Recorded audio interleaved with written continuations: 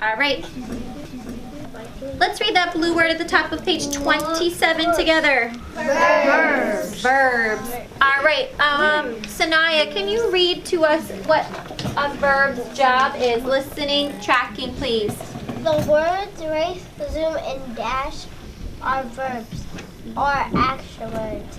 You can use commas to separate the verbs.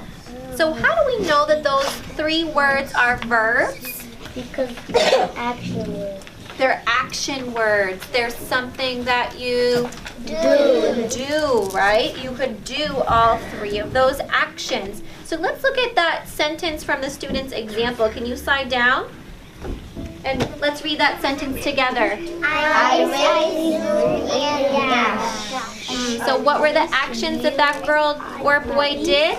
Race, zoom, and dash. Race, zoom, and dash. And what did they do when they included, Hassan, more than one action word? What did they need to make sure they did? Camilla? Put a comma. They had to put a comma after each Word. After each what kind of word? Action word. Action word, right? All right, really quickly, I want you to think of 3 action words that you can do. Put your thumbs up right on top of your book when you have those 3 action words that you can do. And I want you to use like a level 3, Eva a level 3 like whisper voice to share that sentence with your partner. Make sure you listen and share. Go ahead.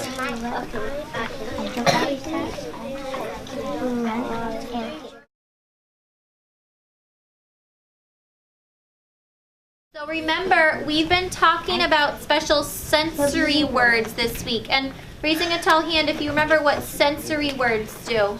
Annalise? Sensory words is like something that we put in books so the people can feel like they're with the character. Because see, smell, taste, and They tell about what you see or feel or hear with your senses, right? So let's see if this student included some sensory words. Let's slide down to that those blue words, and let's read those blue words together. Riley, could you read those words after the blue words and we'll follow along? Use sensory details how people feel and sound when she plays. Is she doing the same thing that we are this week? Yeah. She's writing a poem about being late, and she included sensory details. Let's slide down to her poem. Let's see if we can read it together with some rhythm. When I am late, I race, zoom, and dash. I huff and I puff as fast as a flash. This time I want you to read with a 0 voice while I read. I want you to hear the rhythm and rhyme so you can tell it's a poem. Reading with a 0 voice, tracking.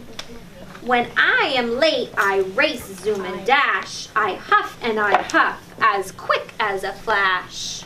So is she really like a flash? No, she's just saying that she's very fast. She's very quick, right?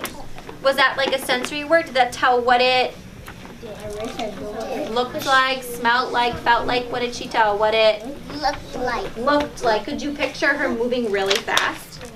Yeah, I could picture Kate moving really quickly. What action words also told about how she was moving quickly? Analia? Flash and zoom.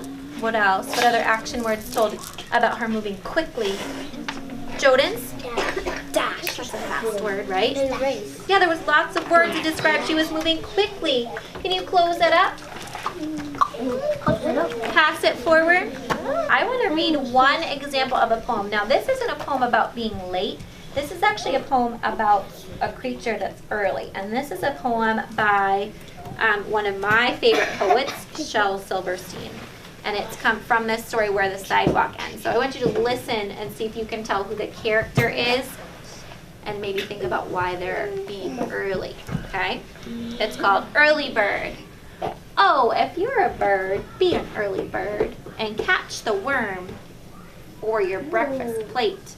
If you're a bird, be an early bird, but if you're a worm, sleep late. So what character should be early in that poem? A bird. A bird. Which character did he suggest should be late? A worm. Why? Why do you think they said the worm should be late? Riley? Because birds like worms, and if birds spot the worm, he might eat it. So you're saying maybe the worm should sleep in so the bird misses him, right? Did you hear some rhyming words in that? I heard late and plate. Did you hear how it kind of had a rhythm? Yeah, so it was a really short poem, but it made us laugh, and it told a little bit of a story. So you're going to make a poem today, and you're going to make a poem about being late. And we're going to start first by writing one about ourselves. So you're going to think about if you were late for something. So I need you to think about maybe why you're late. And think about maybe what you might look like if you're late, or what you might like sound like or act like if you're late, thinking about those sensory details. And we have some ideas up here from the other day that we thought lots of different reasons why somebody might be late. So you could use one of those ideas or a new idea if you'd like.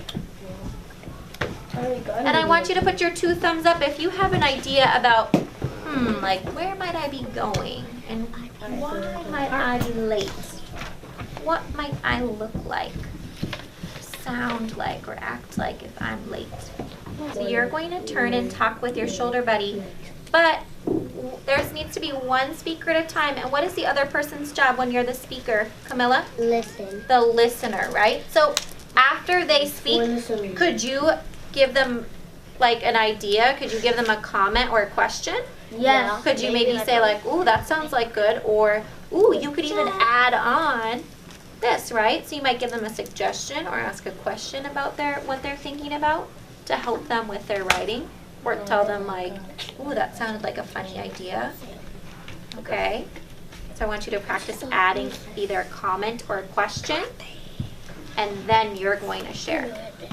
Can you please turn and talk to your same shoulder buddy? Okay.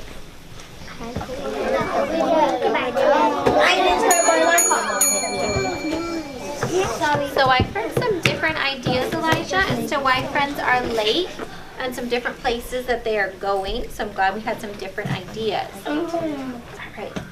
So we are going to start to do our own drafting. We're going to do a poem that's kind of like Kate's poem that she had that in our example book.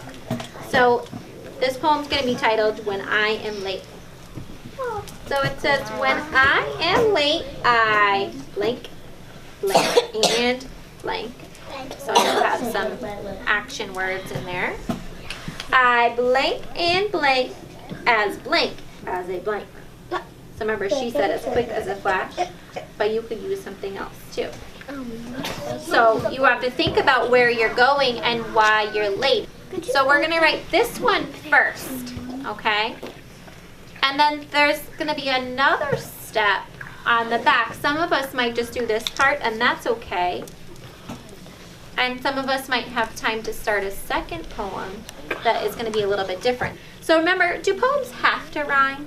No, they don't have to rhyme. Sometimes they sound like fun or silly if they rhyme, but they don't have to have it. But they might have like a rhythm to it, or maybe there's some silly words or words that describe the sound of things. And I want to see if you can include those sensory details in your poem, so the readers feel like they're there. They can see and hear and feel and taste what you're doing. So when you get to your seat, you're going to write name and date at the top, parking your pencil. Should you write it in the big space or the lines? The lines. All right, I want you to put your special poet cap on right now, ready to fill in those parts of the poem, thinking about what you look and sound like when you are late. And if you finish that step, you can put 2 thumbs up. so a teacher can come read over before you go on to the back. Right now is your independent writing time. You just had your time to share. Now you're working on your own. You just said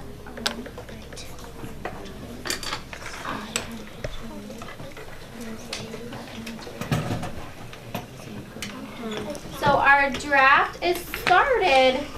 And we're gonna come back to this tomorrow. We'll see if we can, if there's anything we need to maybe edit or change, like maybe we might want to add more sensory details. But we're gonna pause where we are now and come back to this tomorrow.